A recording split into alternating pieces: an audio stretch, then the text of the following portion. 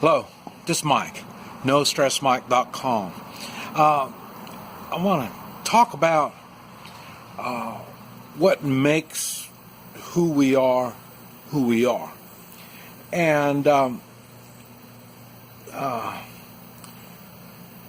thing is, it all really boils down to who we are. The way we look at life and the way we look at things is our experience, and the stuff that we've had to endure, and the stuff that's pleased us, and just all these things together is what makes who we are. And the reason I'm talking about this is a lot of times people think when they watch movies, they watch TV, they see things like that, they think that is an experience. And that's why propaganda is used the way it is. They tell you stuff. Have you ever heard something that the first time you heard it, you thought, well, that's ridiculous. It just doesn't happen. And then as time has gone on, you realize, in your mind, you realize, hey, this really does go on. And the thing is, when it's propaganda, it's telling you something that doesn't really go on, but you keep hearing it, and in your mind, you believe that's the way it is. And that's why... And what it does, you hear it so much, it turns into an experience. You think this is the way it is. I face this problem all the time when it comes to combat situations. Even combat situations are different. So if you've been in, and one thing is, okay, like I say, I'm not, I don't do desert warfare. I don't do house-to-house type combat stuff. And so I don't know. I haven't had the experience. Now, what I do is I talk to people that have done this stuff, and then and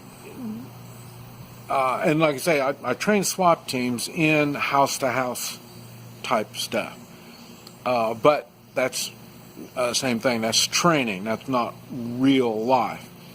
And so, but I have something to compare it to. So because I'll tell you a good example is, I've got friends, like I say, been in Iraq and Afghanistan. And it's funny because they practice a lot on going from their M4s, their rifle, to a handgun. And for me, in my world, you go from a handgun to a rifle. And so, we don't go, kind of like you heard, don't take a knife to a gunfight. Well, it's basically the same thing. You don't take a handgun to a rifle fight. You're at a big disadvantage if you got a handgun and everybody else has got rifles.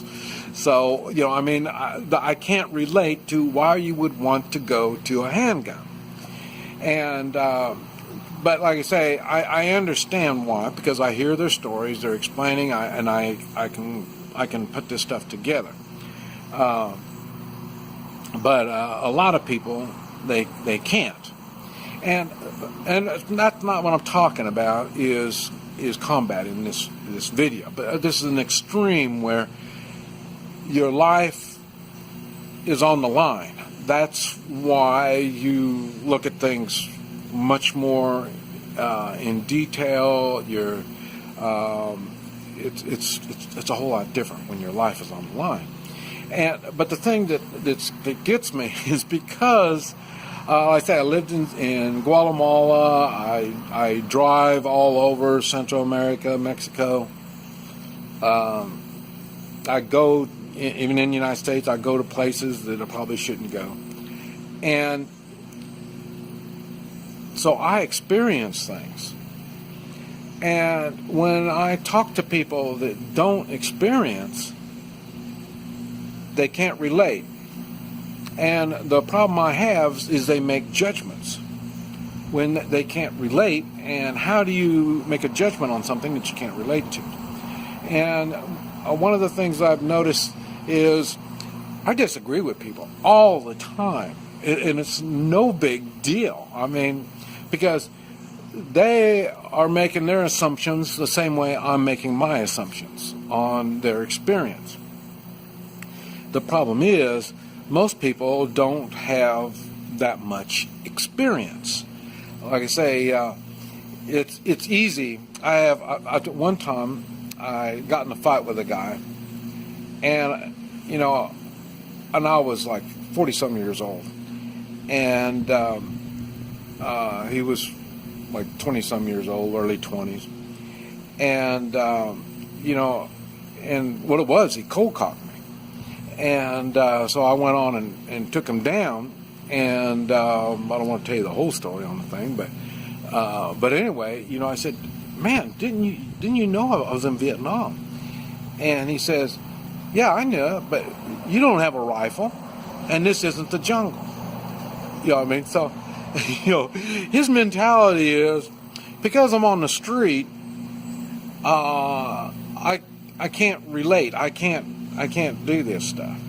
So, and that's because he was early 20s. He hasn't had enough experience, and even at that time I didn't tell people, but I was training SWAT teams at that time, so I was still heavily into combat. And now I've turned to. I used to say I'm still heavy in the combat, but I'm really not in the physical act of combat anymore. The reason is you after you've learned, it's really hard you have to look for little details that you didn't know about. And in the way of the combat, or in any one skill you learn, after you learn a whole bunch, you have to look for the little details, how you improve. But what I've gone to is I try to avoid all these problems. And why is it? Is because I'm always outnumbered and outgunned. So my tactics have changed. It's not that I don't know how and I can't do the combat stuff, is I would rather avoid it. And so I've changed to different tactics.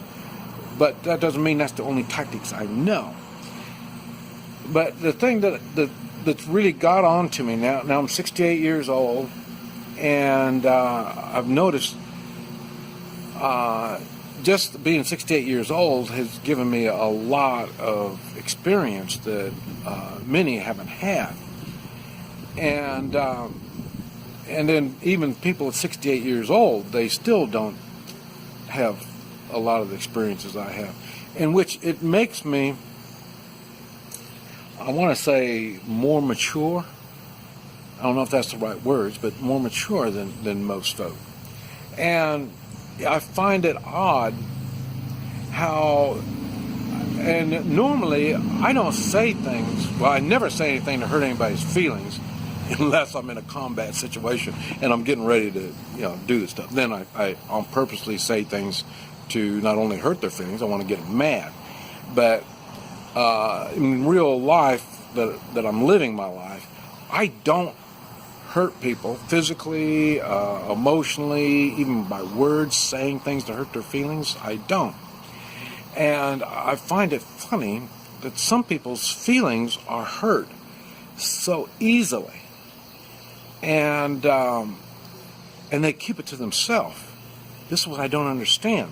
Because me, when you say something, and I mentioned my wife, I would say something, either the wrong tone of voice or the wrong words or the timing is wrong or whatever, and she would say, are you trying to hurt me? Because she's trying to understand, why is it that I'm saying this? And no, I'm not trying to hurt you. Well, then I just said it wrong, and no big deal. And she knew that, because she knew that I would say things wrong once in a while. No big deal. But not everybody is aware of that. And I've noticed now, since I don't have my wife, I let her do all the talking, because I know I'm going to say something that be out of line or something, because like I say, I don't lie. I say things. And and it's not always thought out.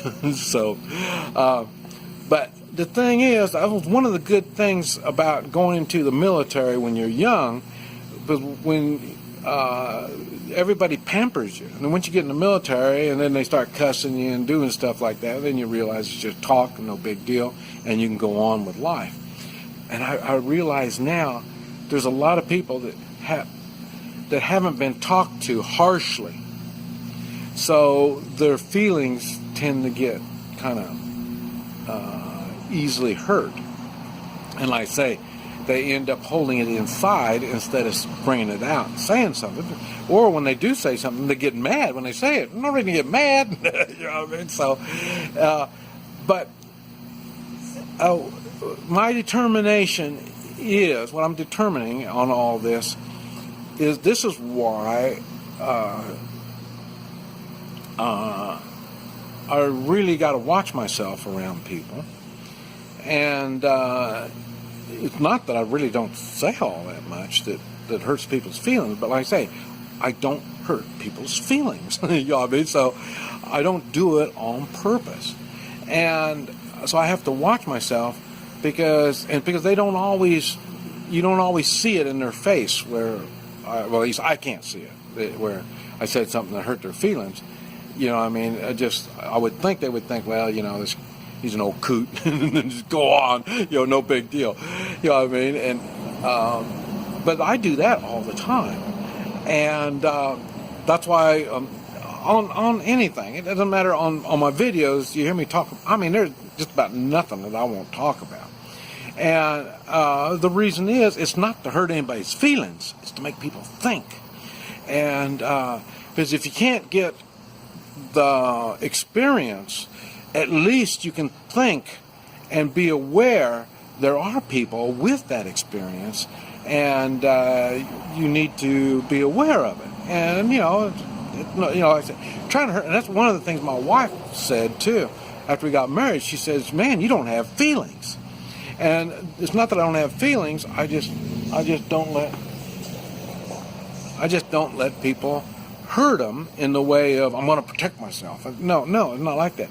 I know people tend to say things that they don't know anything about, and so I mean, you can't blame them. They don't have that experience, so you just have to kind of go along with it. I do draw the line when they touch me.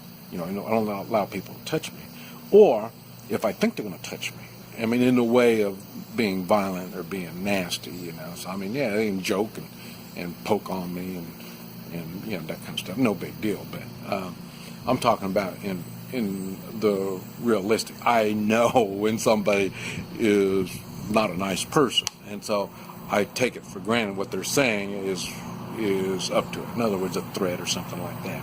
So, but anyway, it's just something to think on. This is Mike, NoStressMike.com.